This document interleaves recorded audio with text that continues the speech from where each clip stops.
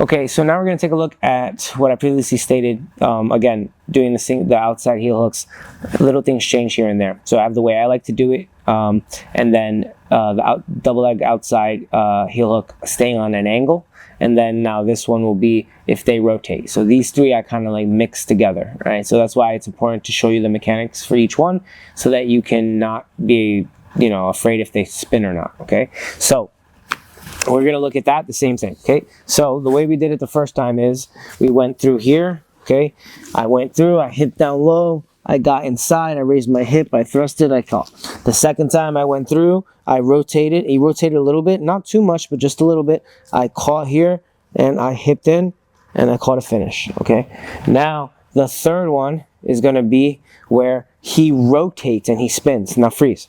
You see how my knee didn't turn in and he had free hip rotation and free range? That's what we're looking to negate. So the only thing we're looking to do here is do two things. When he rotates, I'm going to rotate ahead of him. I'm going to block his path, block his hip line. And then I'm going to look to bring this heel towards the mat. Okay, so stay there. Come back to the other side. Stay here. So we're going to show you just on this side for a sec, just so that you can see the angle when he spins. Okay, so I got the heel in regardless of how it was. If I feel like I can end it here, maybe if he felt like he's rotating too much, I lock, stay there, and I open, lock, I flare this knee towards his hip so he does not have hip rotation. I lock my hands, and now this goes to the mat. Okay, so I go towards the mat and you're gonna get a tap. Okay, so the knees have to go to the mat, flaring in front of him, because it stops his hip rotation. Okay, and then when I lock this in, I don't bring it to me, I bring it to the mat. So I'm gonna end up finishing either on my side or belly down. This goes towards the mat, and usually this is gonna break their leg, so they're gonna have no choice but to tap. Okay, as long as the heel is nice and tight and you bring it towards the mat, you should still be fine. So the only difference that's happening here is I have the heel. Okay, I'm pinching my legs, I weave to the outside. Okay, I'm going to flare my knee out ahead of him when he goes to turn.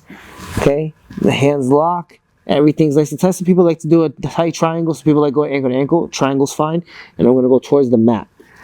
Okay, it'll be hard to stop, so you got to get ready for him to tap pretty fast. Okay, so let's go on this side and show the angle again. Yeah.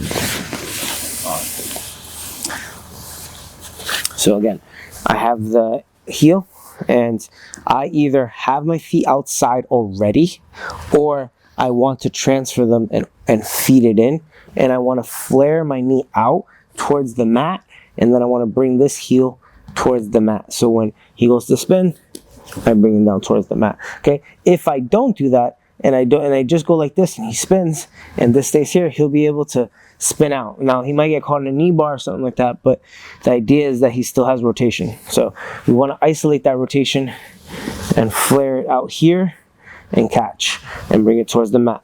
Okay, now again, I follow the rule of making sure I always have the heel before I do this, so that I limit them being able to do crazy back takes and stuff like this. Okay, so nice and tight.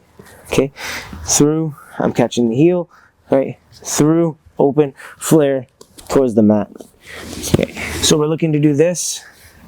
If the person starts spinning, we want to be ahead of their spin. We want to rotate our knee to the inside, and we want to make sure that we're underneath their hip and we're bringing the heel towards the mat, with the idea that we're grabbing the heel before we do any of these attacks. Okay, I personally don't like teaching it like that.